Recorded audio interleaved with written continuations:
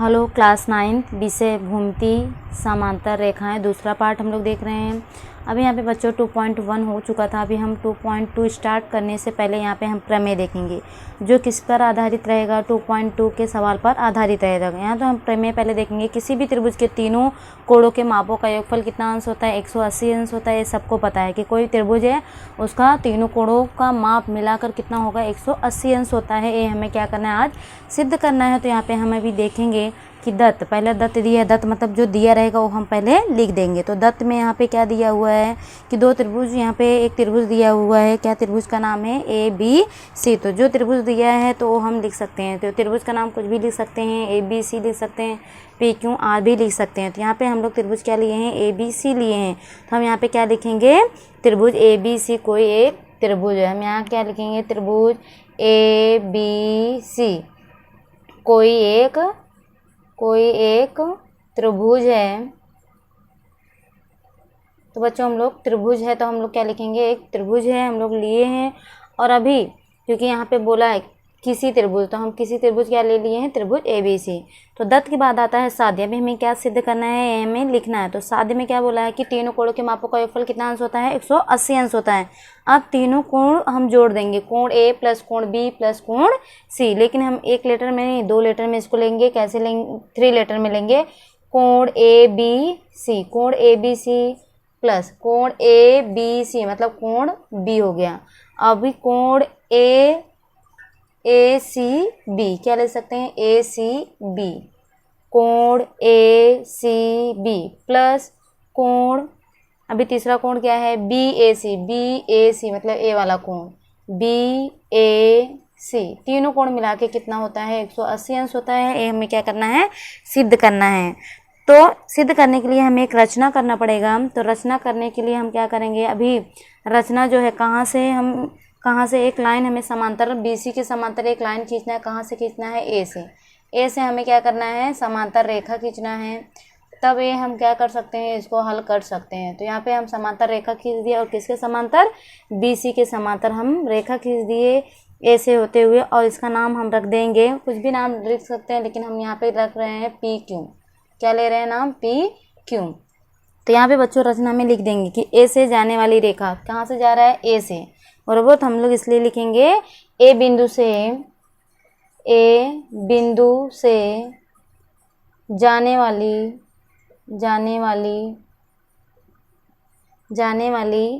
रेख BC की क्या है, समांतर है। तो BC के समांतर रेखा L खींचने पर, रेखा L जिसका नाम हम लोग PQ लिए हैं, रेखा का नाम क्या है, L है, और इसका नाम हम लोग क्या लिए हैं, PQ। तो रेखा L खींचने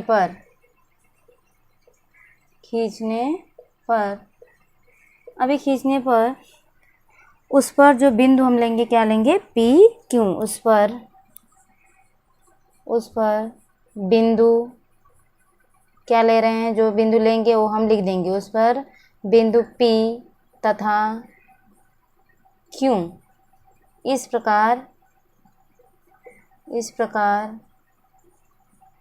प्रकार लेंगे कि एक रेखी में होगा। PAQ देखेंगे एक रेखा में है, इसलिए एक रेखी है। तो हम इसको कैसे लिख देंगे, PAQ, बरोबर। तो हम लोग रचना में क्या लिखे, A बिंदु से जाने वाली रेखा, A बिंदु से जा रही है रेखा, BC के समांतर है, ठीक है। और L खींचने पर, L हम लोग खींचे हैं, और उस पर PQ इस प्रकार लेंगे। PQ हमें इस प्रकार लेना है कि ये तीनों क्या होंगे, एक रेखा में होने चाहिए। तो अभी रचना हो गया। इस रचना के बाद हम उपपत्ति देखेंगे। अभी उपपत्ति में हम लोग हल करेंगे कि यहाँ पे उपपत्ति में देखेंगे कि जो समांतर रेखाएं हैं उसको हम पहले लिख देंगे। तो रेखा क्या क्या लेंगे, PQ किसके समांतर है, BC के समांतर है। अभी रेखा PQ किसके समांतर है, BC के समांतर है। तो रेखा BC, बरोबर।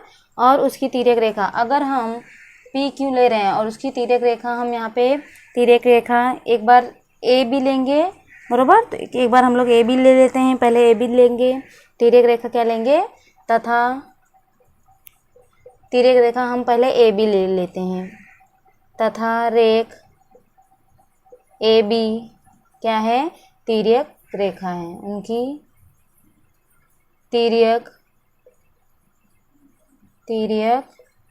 रेखा है, बरोबर। अभी ए बी क्या होगा, इसकी तिर्यक रेखा होगा। और अभी देखेंगे यहाँ पे जो कोण बनेगा ए बी सी, इसलिए यहाँ पे जो कोण बनेगा, तो यहाँ पे ए बी सी, कोण ए बी सी, मतलब ये वाला जो कोण बनेगा, यहाँ पे जो कोण बन रहा है, ये कोण किसके बराबर हो जाएगा, पी ए बी, मतलब ए वाला कोण, बरोबर। ये दोनों कोण और इसमें ए वाला लिए, बरोबर। यहाँ पे एक कोण बन रहा है तो इसका एकांतर कोण, मतलब कि ये वाला कोण, बरोबर। तो ये दोनों क्या हो जाएंगे, बराबर हो जाएंगे, किससे, एकांतर कोण से। हम लोग लिख देंगे कि कोण ए बी सी ये बराबर हो जाएगा कोण पी ए बी, किससे बराबर हो जाएगा, एकांतर कोण से, एकांतर कोण से बराबर हो जाएगा। तो हम इसको समीकरण नंबर 1 लिख देंगे, बराबर। हम ये दोनों कोण देखें। अब इसके बाद हम अभी एक तिर्यक रेखा ए बी हो गया, अभी हम ए सी लेंगे, क्या लेंगे, ए सी लेंगे। तो अभी ए सी में हम देखेंगे कि इसमें जो कोण कौन कौन से सर्वांग सम होंगे। तो अभी हम रेख क्या लिखेंगे, रेख पी क्यू समांतर रेख बी सी, सेम रहेगा, सिर्फ बी ए बी की जगह पे हम ए सी लेंगे, रेख बी सी तथा रेख, अभी क्या लेंगे हम लोग, तिर्यक रेखा ए सी, उनकी तिर्यक रेखा है, उनकी तिर्यक रेखा है, बरोबर। तो अभी हम क्या करेंगे, यहाँ पे ए बी की जगह पे हम क्या ले लेंगे, ए सी। तो हम लोग यहाँ पे ए सी कैसे दिया है, ए सी, बरोबर, यहाँ पे ए सी। तो जो कोण यहाँ पे बनेंगे तो देखते हैं हम कौन कौन सा कोण ले रहे हैं। अभी कोण ए सी बी, कोण ए सी बी, मतलब यहाँ ए वाला कोण, बरोबर, ए वाला कोण।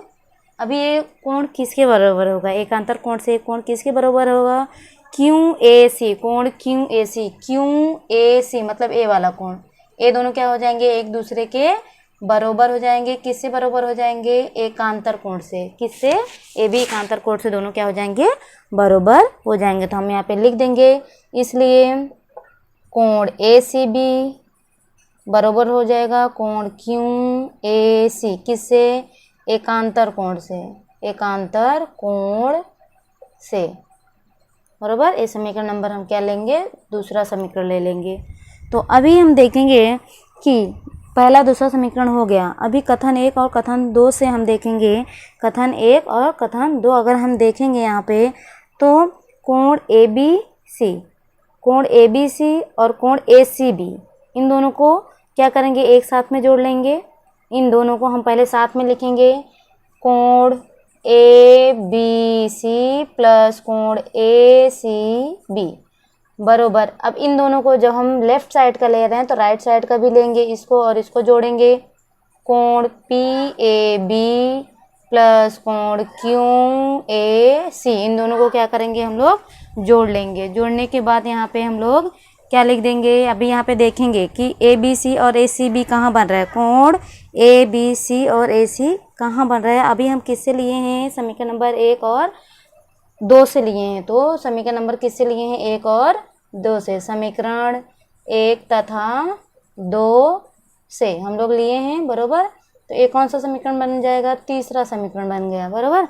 अगर हम यहाँ पे देखेंगे कि ए बी सी और ए सी बी कहाँ बन रहा है, ए बी सी और ए सी बी, मतलब ए दोनों कोण, बरोबर। ए दोनों कोण किसके बराबर हो जाएगा, पी ए बी और क्यू ए सी, मतलब ए वाला कोण, बरोबर, ए वाला कोण और ए वाला कोण। तो अभी इसके बाद हम क्या करेंगे कि क्या इसमें कम पड़ रहा है, अगर हम ए कोण ले लेंगे तो ये पूरा बराबर हो जाएगा, बरोबर। तो ये दोनों कोण आ रहा है लेकिन ये बीच वाला कोण नहीं आ रहा, तो बीच वाला कोण ले लेंगे। तो तो हम लोग बीच वाला कोण ले लेंगे, मतलब कोण BAC। अभी दोनों पक्षों में, इन दोनों पक्षों में हम क्या जोड़ेंगे, कोण BAC जोड़ने पर क्या लिखेंगे, कोण ABC जोड़ने पर। तो हम दोनों साइड क्या ले लेंगे, कोण ABC लिख लेंगे। पहले यहाँ पे कोण ABC प्लस कोण ACB और प्लस क्या जोड़ेंगे हम लोग, BAC। क्या लिखेंगे, कोण BAC हो गया, इस पक्ष में हो गया। अभी बरोबर, अभी इसको लिखेंगे कोण PAB प्लस कोण QAC प्लस क्या जोड़ रहे हैं हम लोग, BAC। दोनों पक्षों में जोड़ना है, कोण BAC बरोबर। अभी दोनों पक्षों में हम लोग जोड़ दिए हैं, तो यहाँ पे हमें लिखना पड़ेगा कि समीकरण 3 में दोनों पक्षों में कोण BAC जोड़ने पर। तो हम लोग यहाँ पे क्या लिख देंगे कि समीकरण 3 में दोनों पक्षों में क्या जोड़ रहे हैं, कोण BAC, कोण BAC जोड़ने पर तो हम यहाँ पे जोड़ देंगे।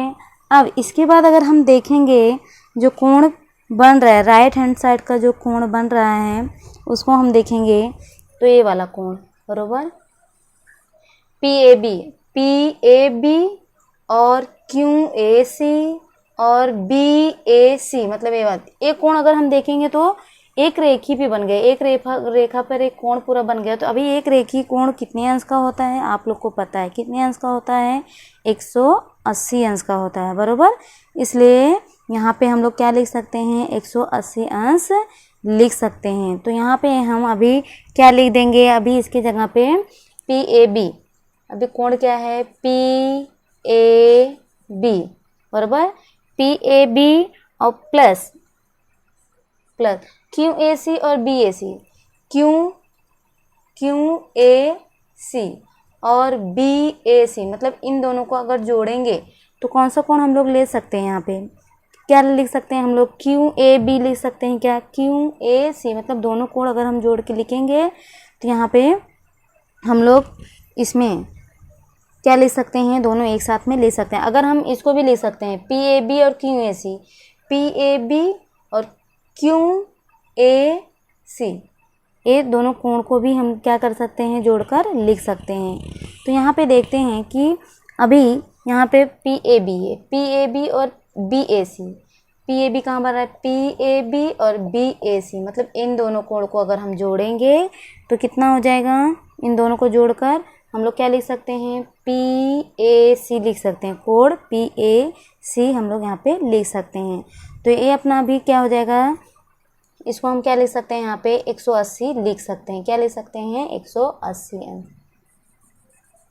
180 अंश आ गया बराबर। यही सिद्ध करना था, तो सिद्ध भी हम देखेंगे, कोण ABC प्लस कोण ACB प्लस कोण BAC बराबर कितना होता है, 180 अंश होता है बराबर। रेखीय युगल कोण से किससे हुआ है, रेखीय युगल कोण, रेखीय युगल कोण से बच्चों यहाँ पे सिद्ध हो चुका है कि तीनों कोणों के मापों का योगफल कितना अंश होता है, 180 अंश होता है। तो अभी हम यहाँ पे समीकरण, यहाँ पे एक प्रमेय देख लिए कि तीनों कोणों के मापों का योगफल देखें।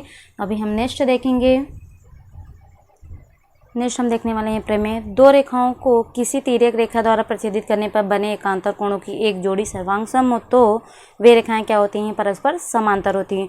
तो दो समांतर रेखाएं हैं बराबर, एक तिर्यक क्या कर रही है, उसको प्रच्छेदित कर रही है उस रेखा को, तो बनने वाले कोण जो होंगे वो क्या होंगे, परस्पर समांतर होंगे। तो यहाँ पे हम देखेंगे पहले दत्त में क्या दिया हुआ है वो लिख देंगे, रेखा L और M क्या है, रेखा L तथा M, यहाँ पे L और M क्या है, दो समांतर रेखाएं हैं, और तिर्यक रेखा क्या है, N है, इसको हम लिख लेते हैं। रेखा L तथा M की तिर्यक रेखा M तथा रेखा L की तिर्यक रेखा क्या होगा, तिर्यक रेखा N है, इसको हम लिख लेंगे।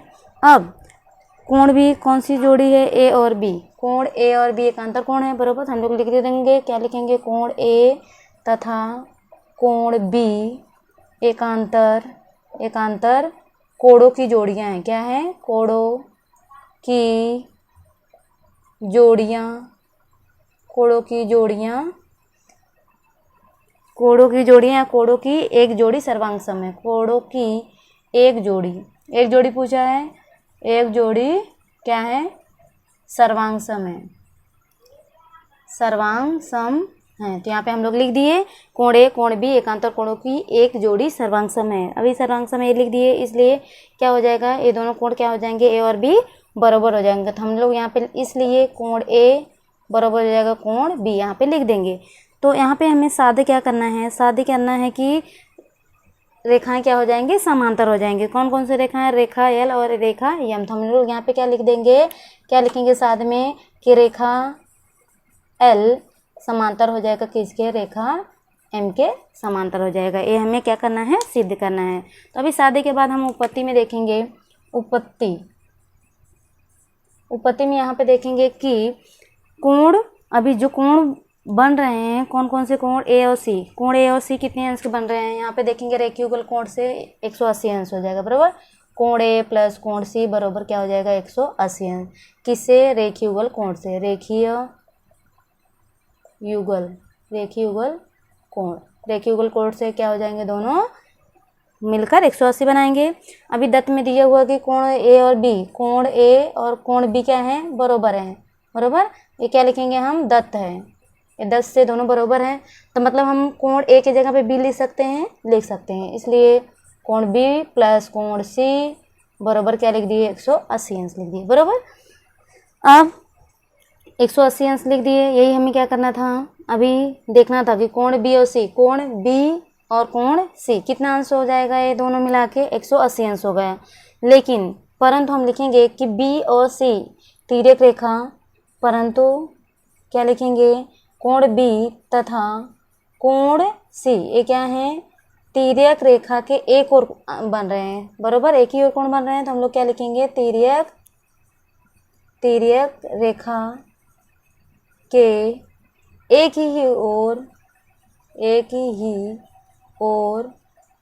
ओर बने अंतःकोण है,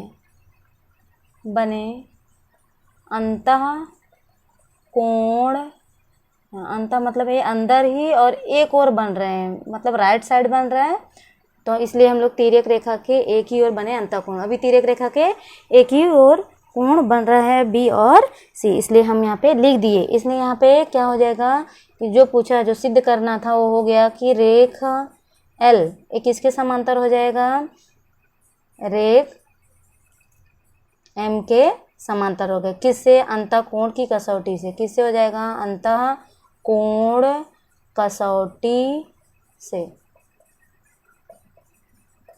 कसौटी से क्या हो गया, यहाँ पे दोनों समांतर हो गया, बरोबर।